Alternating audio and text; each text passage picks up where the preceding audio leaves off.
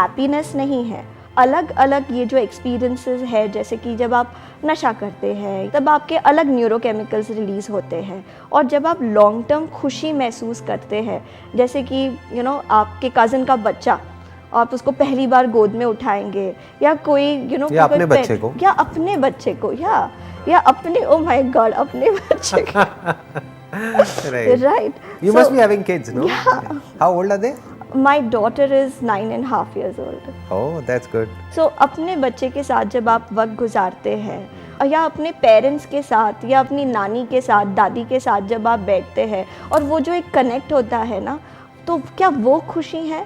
सो researchers ने पाया है, एंड इनफैक्ट हार्वर्ड के स्टूडेंट्स को स्टडी करके भी ओवर लॉन्ग टर्म रिसर्च ये देखा गया है कि human connect is actually very close to happiness.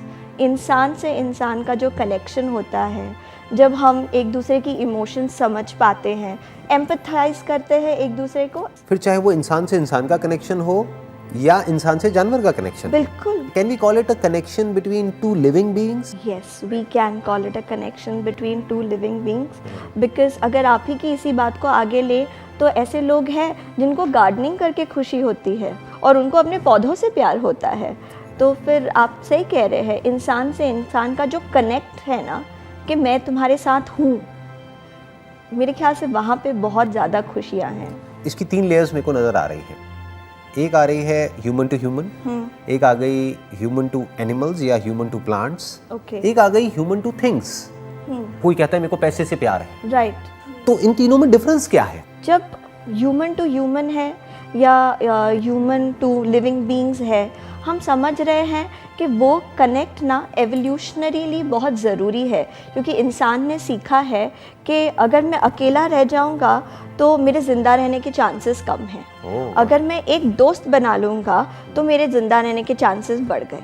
अब वो दोस्त मेरे साथ मेरा कुत्ता हुआ या मेरा लगाया हुआ आम का पेड़ हुआ, क्योंकि हमेशा से ह्यूमन बीइंग्स के पास इतनी ज़्यादा एबंडेंस नहीं थी जितनी आज के समय में है। Make sense. सो इसलिए ह्यूमन का दूसरे लिविंग बीइंग्स के साथ कनेक्शन बहुत एक वैलिड चीज़ है। तो it's a need basically. It's a need, it's not a desire और अ विश और अ वांट। इनफैक्ट रिसर्च कहता है कि जो लोग लोनली है, लोनली वर्सेस सॉलिट्यूड हम समझते हैं कि अलग चीज़ है। सॉलिट्यूड वो है जब इंसान खुद जाके एकांत में अपने आप को ढूंढ रहा है, जो ऋषि महाऋषि बहुत दिग्गज लोग ढूंढते हैं अपने आप को, वो एक अलग चीज़ है। लेकिन लोनली जब मुझे दूसरों के साथ रहना है, लेकिन मेरे शाइनेस के वजह से या कि फिर मेरे पुरानी एक्सपीरियंस के वजह से मुझे दूसरों के साथ घुलने मिलने में तकलीफ़ होती है, तो मैं लोनली हूँ।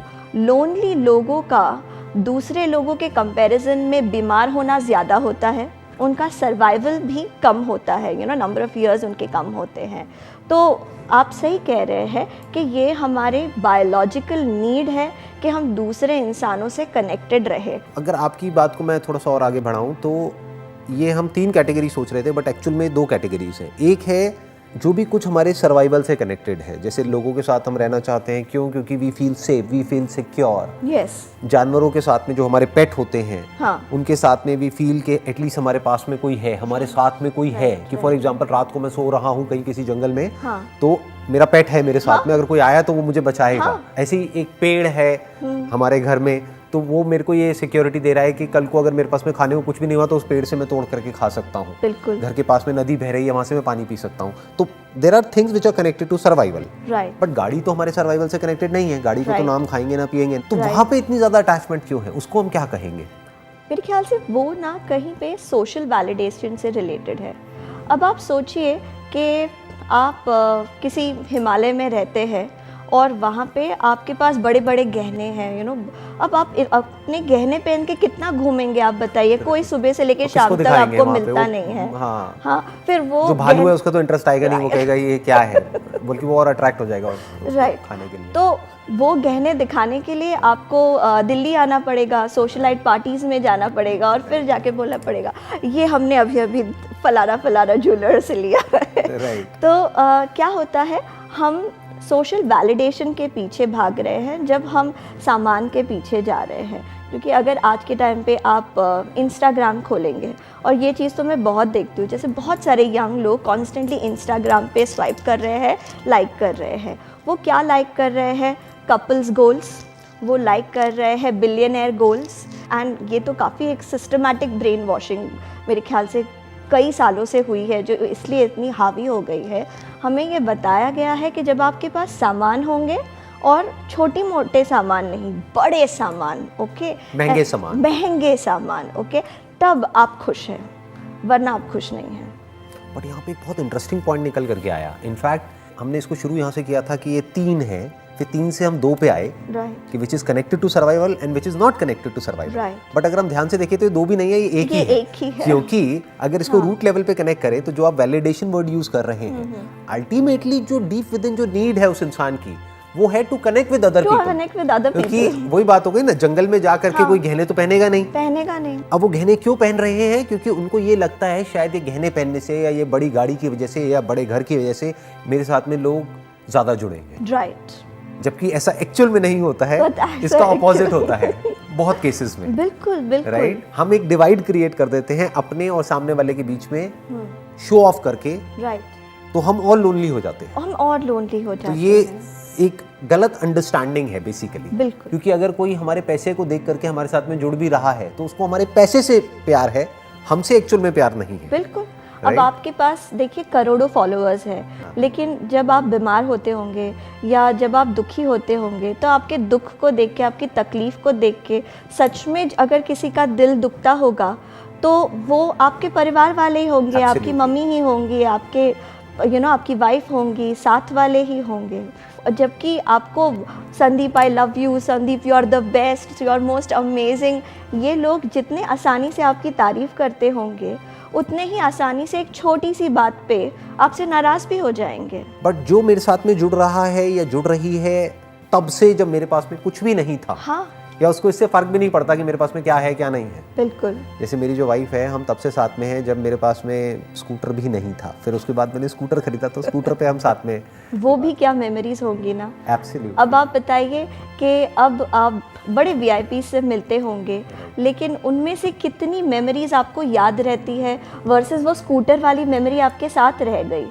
तो देखिए, कहीं पे इसका पैसों से कोई खास लेना देना नहीं है। आई थिंक इसके ऊपर एक टेड टॉक भी है, आपने शायद देखी होगी वो टेड टॉक, जिसमें एक हार्वर्ड के प्रोफेसर हैं जो बता रहे हैं एक स्टडी के बारे में जो इतने साल तक हुई थी। आई थिंक अराउंड पता नहीं 100 साल तक हुई थी या 50 साल तक, वर्ल्ड की सबसे बड़ी स्टडी हैप्पीनेस के ऊपर। राइट। जिसमें पूरा ट्रैक किया गया कि लाइफ में किसी ने कुछ किया, किसी ने कुछ किया, किसी ने कुछ किया, कोई बहुत सक्सेसफुल हो गया, कोई कम हुआ, बन गया, कोई है जो प्रेसिडेंट बन गया, कोई है जो बहुत बड़ा एंटरप्रेन्योर बन गया, बिलियनर बन गया, कोई है जो इतना सक्सेसफुल नहीं हो पाया। लेकिन एंड में एक चीज निकल करके आई थी उस स्टडी में से, उन्होंने एक तरीके से एक लाइन में उसको पूरा सम अप कर दिया था कि जिसकी रिलेशनशिप अच्छी थी वो खुश था, जिसकी नहीं थी वो खुश नहीं था। Am I right? ऐसे ही कुछ था ना उसमें से जो निकला था उस स्टडी में से। तो कह सकते हैं कि जो हैप्पीनेस है उसका जो पहला पिलर है, अगर हम पिलर्स की ही बात करें, तो सबसे इंपॉर्टेंट और जो पहला पिलर है दैट इज अ कनेक्शन। तो व्हाट इज सेकंड, और क्या हो सकता है? हम जब अपने आप को ये मैसेज देने लगते हैं कि मैं खुश हूँ, तो धीरे धीरे हम उसके एविडेंस ढूंढने लगते हैं अपनी लाइफ में। ठीक इसके विपरीत, जब हम अपने आप को ये मैसेज देते हैं कि मैं दुखी हूँ, या मैं बहुत गुस्सा हूँ, या मैं इरिटेटेड हूँ लाइफ में, तो हम उसी चीज़ों की एविडेंस ढूंढते रहते हैं हमारी लाइफ में कि क्या कम है हमारे पास। जो आप कह रहे हैं ना कि जैसे हम अपने आप को बोलते हैं कि मैं खुश हूँ, जो अपने आप में एक बहुत ही डिफरेंट अप्रोच है लाइफ की तरफ। क्योंकि ज़्यादातर इंडिया में क्या होता है, जब कोई किसी से पूछता है हाँ भाई क्या हाल चाल, तो ज़्यादातर लोग क्या बोलते हैं, कट रही है। ये एक टिपिकल डायलॉग है, आपने सुना होगा, है ना, चल रहा है, बस ठीक है, जिंदगी ठीक ठाक चल रही है। कहीं पे ना डर लगता है कि अगर हम बोल देंगे कि हम खुश हैं, नजर नहीं लग जाए दूसरों की। राइट। खुश होने में भी डरते हैं। तो सोचिए कितना कॉम्प्लिकेटेड सिचुएशन है कि जहाँ अंदर से इच्छा है खुश होने की, लेकिन खुश होने से डर लगता है। तो फिर हम सोचते हैं अभी खुश होने से पहले ना मैं इंश्योर कर लूँ कि ये खुशी कभी नहीं जाएगी। तो इंश्योर करने के लिए क्या करना है, बिलियनर गोल्स लेने हैं। जब मैं करोड़पति बन जाऊंगा तब मैं खुश होऊंगा, या फिर जब मेरी किसी करोड़पति से शादी हो जाएगी या करोड़पति की बेटी से, तो तब जाके हम खुश होंगे। सो हम इंश्योर करने की कोशिश कर रहे हैं ये कि परमानेंट हो खुशी जाए, नहीं। कि खुशी जाए ना।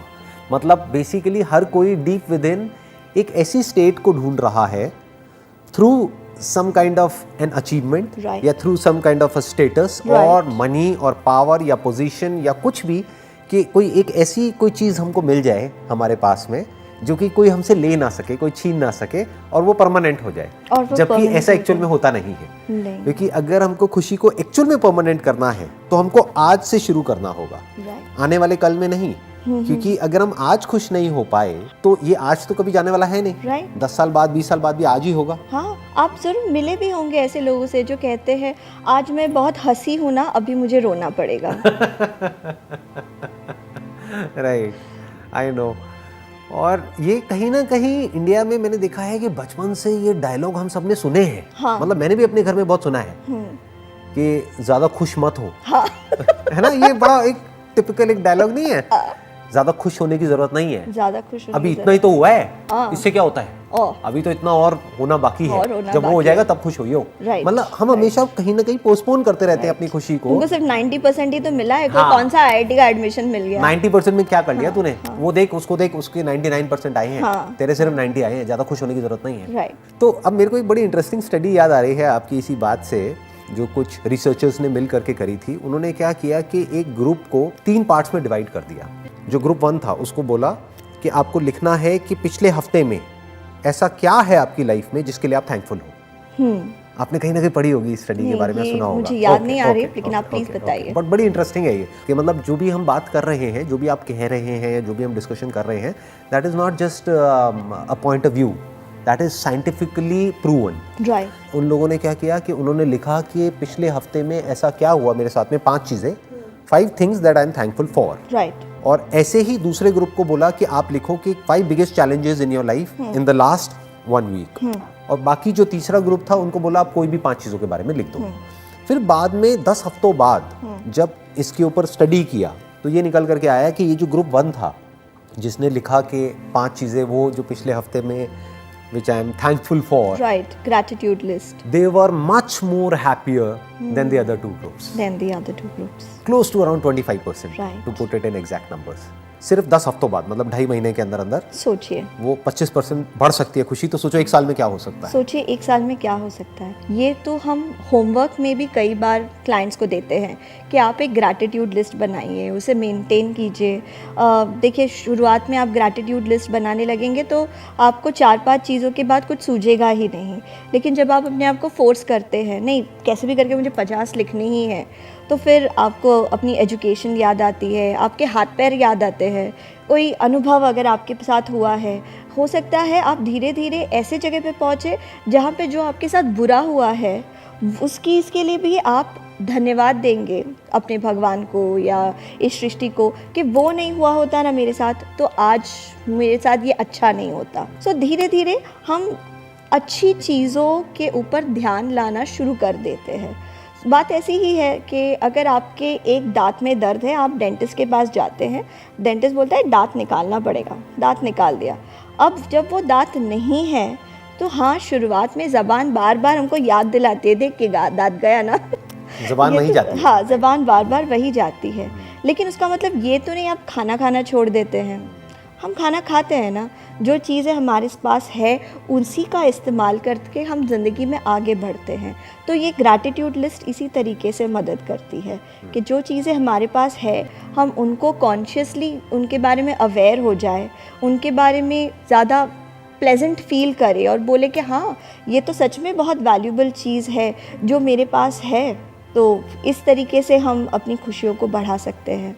आपने एक बहुत अच्छी बात कही थी कि अगर हमें खुश होना है तो आज में होना है, क्योंकि कल भी जब खुशी आएगी, जब जिस कल का इंतज़ार कर रहे हैं वो कल भी तो आज ही बनेगा ना। अगर हमें आज में खुश होना नहीं आता तो हम कैसे खुश होंगे। उसके ऊपर ना मैं अपनी एक ऑब्जर्वेशन आपके साथ शेयर करूँगी। प्लीज़। मैंने देखा है, हम किसी बड़े मॉल में जाते हैं, ओके, और वहाँ पे हमें 2 किस्म के लोग नज़र आएंगे। कुछ ऐसे लोग जो मॉल में जा रहे हैं, चल रहे हैं एक बहुत ही स्टॉइक अपीयरेंस के साथ, यानी कि उनके चेहरे पे कोई ख़ास एक्सप्रेशन नहीं है, हम आसानी से खुश नहीं होते हैं, ये डजंट इम्प्रेस मी। और एक और कैटेगरी ऑफ लोग होते हैं जो सारी चीज़ों को बड़ी बड़ी आँखों से देखते हैं, वो उन चीज़ों को ख़रीद नहीं सकते, लेकिन फिर भी मॉल की रोशनी देखकर, वो एस्केलेटर लिफ्ट देख के, वहाँ पे सबसे सस्ता खाना देखकर, उसे ख़रीद पाकर वो बहुत खुश हो जाते हैं। So happiness is less to do with what you have and it's more to do with what's your perspective about What you have got. Yes. मतलब आपका ध्यान कहाँ है कि जो आपके पास में है या जो आपके पास में नहीं है। जो आपने दांत वाला एग्जांपल दिया कि जो दांत आपके पास में नहीं है वहां पर आपकी जीभ जा रही है या आपकी जीभ जा रही है, बाकी के जो दांत है उसको फील कर सकते हो ना अगर चाहो तो, कि अभी ये तो सलामत है, ये भी कल जा सकते हैं लेकिन अभी तो है। अभी तो है। Right. दुनिया में कोई चीज़ ऐसी परमानेंट नहीं है, सुना है। इनफैक्ट इसके ऊपर एक बहुत ही इंटरेस्टिंग एक एक्सरसाइज हम उसको बोल सकते हैं या एक हैबिट बोल सकते हैं जिसको मैं खुद अपनी पर्सनल लाइफ में फॉलो करता हूँ। What I do is every day in the morning I just ask my self a simple question, what's good in my life. फिर क्या होता है कि अपने आप ही हमारा जो ध्यान है वो ऐसी चीज़ों की तरफ जाने लग जाता है जो भी कुछ हमारे पास में अच्छा है, राइट, वो दिखने लग जाता है। वो दिखने लग जाता है। और ज़्यादातर लोग क्या करते हैं, जो जाने अनजाने अपने आप से कुछ ऐसा सवाल पूछ लेते हैं जो मैंने देखा है बहुत कॉमन है अपने रिलेटिव्स में, फ्रेंड्स में, आपने भी देखा होगा अपने पेशेंट्स में, कि मेरे साथ में ऐसा क्यों हो रहा है। आप समझ, ये कितना कॉमन है ना इंडिया में, भगवान मेरे साथ में ऐसा क्यों कर रहा है, मेरे साथ में इतना बुरा क्यों हो रहा है। सो अल्टीमेटली क्या हो रहा है कि उन्होंने एक ऐसा क्वेश्चन पूछ लिया है, उसका एंड रिजल्ट दुखी होने वाला है क्योंकि वो नेगेटिव ही होगा, क्योंकि वो असल में एक क्वेश्चन नहीं है। हाँ। वो एक्चुअली क्वेश्चन के रूप में एक छुपा हुआ स्टेटमेंट है और एक बिलीफ सिस्टम है। इट इज़, मेरे साथ ये बुरा होना ही नहीं चाहिए, मुझे प्यार में धोखा मिलना ही नहीं चाहिए, मेरे पार्टनर ने मुझे कभी झूठ बोलना ही नहीं चाहिए। हमें लगता है कि ये सवाल है कि इसने मुझे झूठ क्यों बोला, मुझे पैसों का लॉस क्यों हो गया, इतना सब बुरा मेरे साथ ही क्यों होता है। हम एक्चुअली कह रहे हैं कि ये सारी बुरी चीज़ें मेरे साथ होनी ही नहीं चाहिए, और ये हमारी एक बहुत एक रिजिड बिलीफ हम इसको बोलते हैं, यू नो, एक स्ट्रॉन्ग डिमांड है कि चीज़ें ऐसी ही होनी चाहिए जैसा मैं चाहता हूँ, जैसा मैं चाहती हूँ वैसा ही मेरे साथ में होना चाहिए। राइट, लाइफ मेरे हिसाब से चलनी चाहिए, सब मेरे हिसाब से चलनी चाहिए, ये पूरी दुनिया मेरे हिसाब से चलनी चाहिए। जैसे मैंने एक और एक डायलॉग सुना है और बहुत कॉमन एक क्वेश्चन है जो मेरे ऑलमोस्ट हर सेशन में कोई ना कोई पूछता है, अच्छे लोगों के साथ में बुरा क्यों होता है। अगर आप इस क्वेश्चन को और समझने की कोशिश करेंगे तो बेसिकली वो क्या कर रहे हैं, उन्होंने एक लाइन ड्रॉ कर दी है, अच्छा और बुरा। अच्छा कौन, मैं, दुनिया मतलब बुरी, बाकी सब बुरे हैं और मैं अच्छा हूँ, या मैं अच्छा हूँ मेरी बीवी बुरी है। राइट। सो अच्छा कौन है ये भी हम डिसाइड करेंगे, हमको क्या मिलेगा ये भी हम डिसाइड करेंगे। तो हम अपने आप को एक भगवान जैसी रिस्पॉन्सिबिलिटी दे रहे हैं। हम इंसान हैं, भगवान की रिस्पॉन्सिबिलिटी क्यों लेने जा रहे हैं। इंसान हो के भगवान की रिस्पॉन्सिबिलिटी लेंगे तो दुखी होना है। और शायद यही वजह है, इसीलिए बहुत सारे लोग दुखी रहते हैं, क्योंकि जाने अनजाने हम अपने आप से इस तरह के क्वेश्चंस पूछने लग जाते हैं जिसका आउटकम हमको दुख की तरफ लेकर के जाएगा। उसकी जगह पर अगर हम ऐसे क्वेश्चंस पूछें जिसका जवाब हमारे पास नहीं भी है, लेकिन हमको पता है कि उसका आउटकम कुछ अच्छा ही आएगा, जैसे मैंने अपने क्वेश्चन का आपको एग्जांपल दिया, what's good in my life, what's good in my life, इसका जो एंड रिजल्ट है वो दुख हो कैसे सकता है। इट्स नॉट पॉसिबल, क्योंकि मेरा ध्यान कहाँ चला गया, क्योंकि जैसे ये क्वेश्चन आता है ना माइंड में, तो एकदम से हमारा जो ध्यान है वो हमको दिखाने लग जाता है छोटे छोटे कुछ ऐसे मूवमेंट्स जो बहुत ही इनसिग्निफिकेंट होंगे किसी और पर्सन के पॉइंट ऑफ व्यू से, लेकिन that is real happiness. Right. In fact counselling में भी हम लोगों को एक्सरसाइज देते हैं कि आप ना पहले अपने विचारों को लिखिए, क्योंकि विचार ना गोल गोल घूमते रहते हैं। हमें ऐसा लगता है हम घंटों तक विचारों में डूबे हुए हैं, लेकिन अगर हम उन्हें लिखने जाएंगे तो आधे पेज में खत्म हो जाएंगे, क्योंकि वो रेपिटेटिव होते हैं। हाँ, क्योंकि वो रेपिटेटिव होते हैं। तो एक बार आप लिख लो, और उसके बाद जैसे कि आपने कहा, उसके बाद सही सवाल पूछना, what's good in my life, ये जो मैं सोच रहा हूँ कि यार मेरे साथ तो कुछ अच्छा होता ही नहीं है, अगर हम ऐसे विचार ला रहे हैं, इज़ दैट रियली ट्रू, मतलब क्या ये रियलिस्टिक सोच है। ओके, इस सोच का एविडेंस क्या है मेरे पास, क्या ये सोच मुझे फ़ायदा कर रही है या नुकसान कर रही है। तो अगर नहीं मेरे लिए बेनिफिशियल है, जैसे मैं उसके बगैर जी नहीं पाऊँगा, जैसे हम ऐसा ना दिल टूटने के बाद कहते हैं हम उसके बगैर जी नहीं पाएंगे, तो लिखने के बाद सच में पूछना इज दिस रियलिस्टिकली ट्रू, मतलब ऐसा कौन सा हॉस्पिटल है जहाँ पे डॉक्टर बोलता है कि अरे जल्दी इसकी गर्लफ्रेंड को बुलाओ, ये सांस नहीं ले पा रहा है। Make sense. मतलब what you are saying is कि अगर कोई बोलता है कि मैं ऑक्सीजन के बिना नहीं जी पाऊंगा, हाँ। तो समझ आता है। पानी के बिना नहीं जी पाऊंगा, समझ आता है। बट मैं अपनी गर्लफ्रेंड के बिना नहीं जी पाऊंगा या बॉयफ्रेंड के बिना नहीं जी पाऊंगी, नहीं जी मैं तो मर जाऊंगा, मैं तो मर जाऊंगी। ये डायलॉग हमने ओल्ड एज में भी बहुत सुना है कि अगर आपको कुछ हो गया तो पता नहीं मेरा क्या होगा, मैं तो जी नहीं पाऊंगी एक दिन भी। उसके बाद में वो मरते ही नहीं है।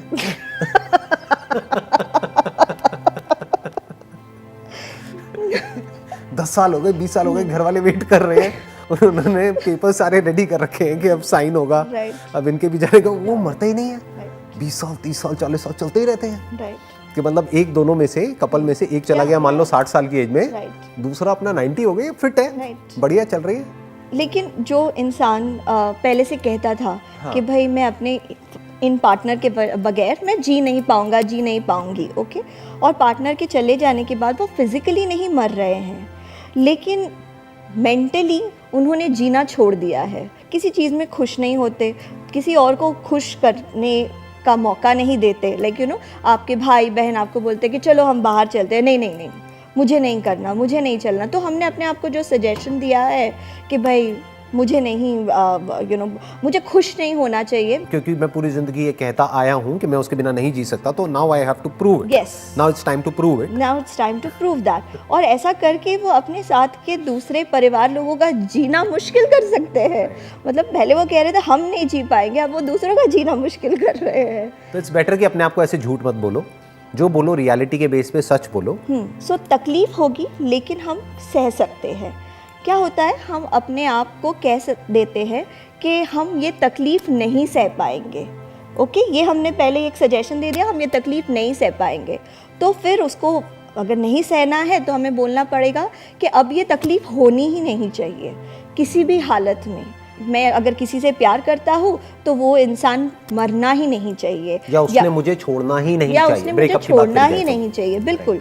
और मुझे ये तकलीफ नहीं होनी चाहिए, इसलिए मैं एड़ी चोटी का जोर लगा देता हूँ to control the world around me. अगर हम चाहते हैं हमारा पार्टनर, गर्लफ्रेंड, बॉयफ्रेंड हमको छोड़ के नहीं जाए, तो हम उसके चैट्स चेक करने लगते हैं, लाओ तुम्हारा फ़ोन लाओ, और फिर हम उसको बोलते हैं लोकेशन शेयर करो, कहाँ पे हो, हम उसके ऊपर नज़र रखने की कोशिश करते हैं। तो पॉजेसिवनेस की भी यही जड़ हो गई ना, जिसकी आप बात कर रहे हैं। जैसे माँ बाप भी कई बार अपने बच्चों को लेकर के बहुत ज़्यादा ओवर प्रोटेक्टिव, ओवर पॉजेसिव हो जाते हैं। अगर तुमने मेरा नाम रोशन नहीं किया तो मेरी तो ज़िंदगी खराब, जबकि एक्चुअल में उनका नाम नहीं है। नहीं है। क्योंकि अगर होता तो रोशन करने की जरूरत क्या थी? अपने बेटे पे क्यों वो बर्डन डालते हैं? सोचने वाली बात है। हाँ, तो ये पॉइंट बहुत इंटरेस्टिंग है जो अभी आपने बोला कि होता क्या है कि हम अपने आप को ही इस तरीके से झूठ बोलते रहते हैं। उस झूठ को कभी भी क्वेश्चन नहीं करते हैं बेस्ड अपॉन रियलिटी। तो होता क्या है कि एक ऐसा पॉइंट आ जाता है कि जब हम बोलने लग जाते हैं कि ऐसा होना ही नहीं चाहिए। अब फिर उसके बाद में नेक्स्ट स्टेज आती है जब हम बोलते हैं कि अगर ये नहीं हुआ तो जीने में ही कुछ नहीं पड़ा है। हम सह इससे बेटर नहीं तो मरना है, हम सह ही नहीं पाएंगे। Right. और फिर एक्चुअल में ऐसा होता है कि वो नहीं सह पाते। राइट। अब वो हुआ किस वजह से? क्योंकि कुछ साल पहले उन्होंने अपने आप को एक झूठ बोल दिया। यहाँ पे एक और कंपोनेंट है जो मेरे ख्याल से टच अपॉन करना चाहिए।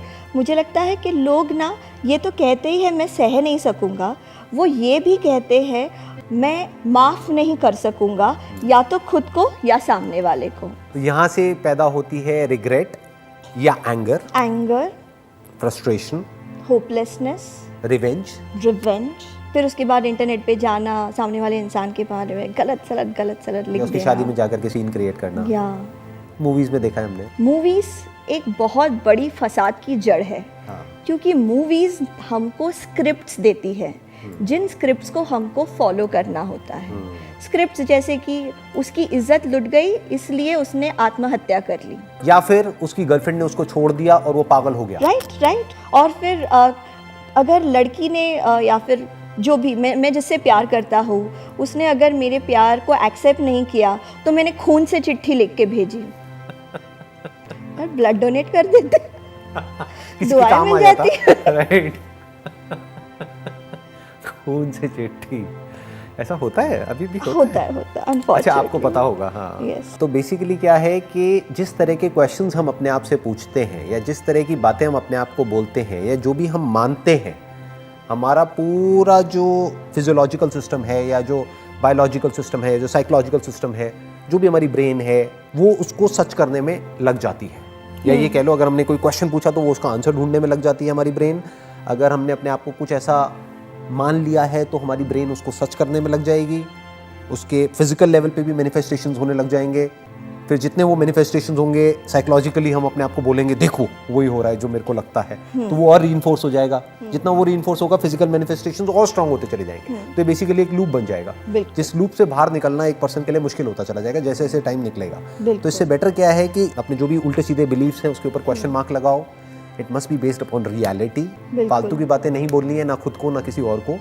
दूसरा, अगर क्वेश्चन पूछने ही है अपने आप से तो ढंग के क्वेश्चन पूछो, बजाय ये क्वेश्चन पूछने के कि भाई मेरी लाइफ इतनी बुरी क्यों है, क्योंकि फिर तो हजारों रीजंस ऐसे हमको दिखेंगे कि उस पॉइंट को प्रूव कर देंगे कि मेरी लाइफ बुरी है। उससे अच्छा ये है कि अपने आप से ऐसे क्वेश्चन पूछो कि मेरी लाइफ अच्छी क्यों है, मेरी लाइफ अच्छी क्यों है, या लाइफ अच्छी क्यों है। मेरी भी हटा देते हैं बीच में से, लाइफ इतनी सुंदर क्यों है, अच्छी क्यों है। राइट। तो आपको धीरे धीरे उसके एविडेंसेस मिलने लगेंगे। आप एक ऐसा कर सकते हैं कि अपने आप को सजेशंस दीजिए। जैसे पहला तो आपने जैसे कहा कि खुद को सजेशंस देना कि मेरी लाइफ अच्छी है। दूसरा, मैं कहूँगी बहुत ज़्यादा हम डिमांडिंग नहीं बने, थोड़े प्रेफरेंशियल बने। प्रेफरेंशियल का मतलब है कि क्या मुझे BMW चाहिए, मिलेगी तो अच्छा है, नहीं मिलेगी तो मारुति से काम चला लेंगे। Good point.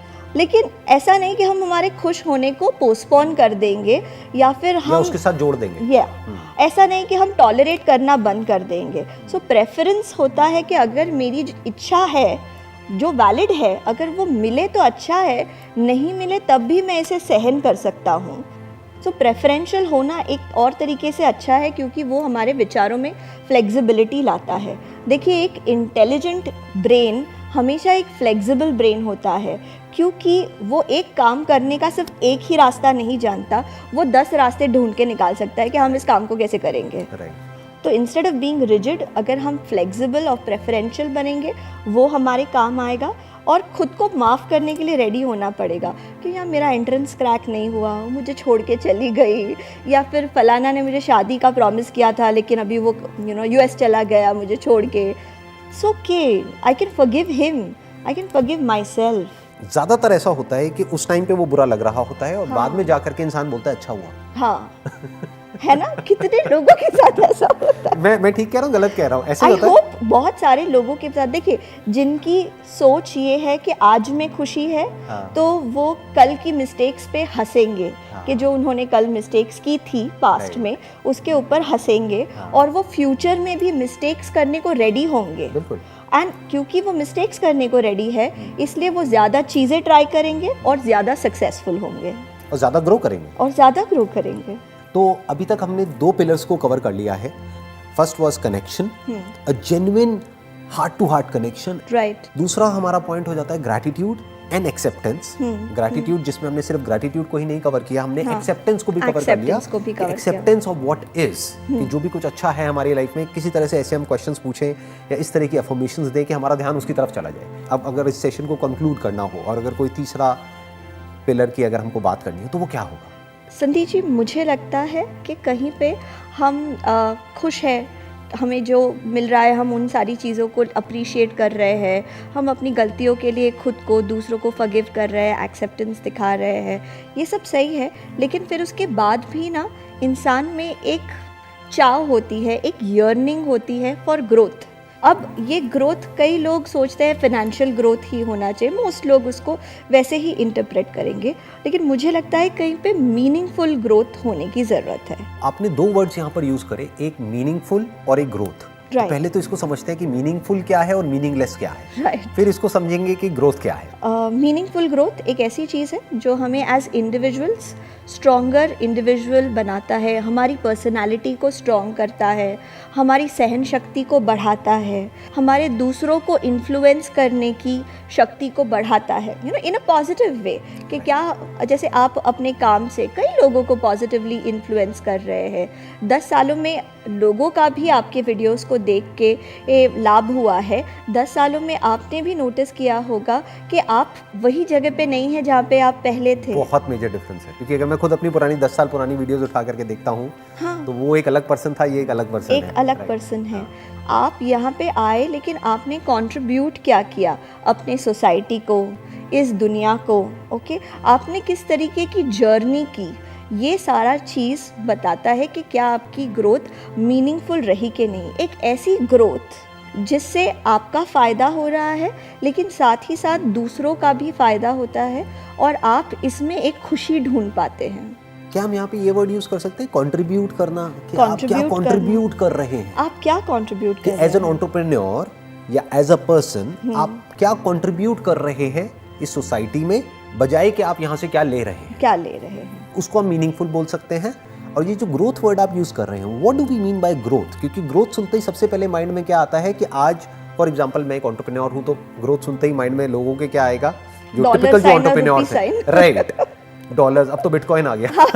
तो दिमाग में क्या आएगा कि पहले मेरे अकाउंट में x पैसा था, अब 2x हो गया, पहले हमारी रेवेन्यू x थी, अब 2x हो गई, अब 5x हो गई, अब हमारे 2 साल बाद का टारगेट ये है, 5 साल बाद का ये है।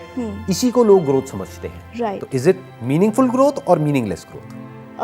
जैसे कि मैं आपको एक उदाहरण देती हूँ कि आप ही की तरह मैं भी वीडियोस बनाने की कोशिश करती हूँ। मेरा एक अपना यूट्यूब चैनल है जहाँ पे मैं कुछ ऐसे टॉपिक्स पे डिस्कशन करने की कोशिश करती हूँ जिन पे साधारणतः डिस्कशन सिर्फ क्लिनिक के बंद दरवाज़ों में ही होता है। तो किस नाम से आपका चैनल? योर सर्वाइवल मॉडल मेरे चैनल का नाम है। इस पे मैं सॉल्यूशंस को डिस्कस करने की कोशिश करती हूँ।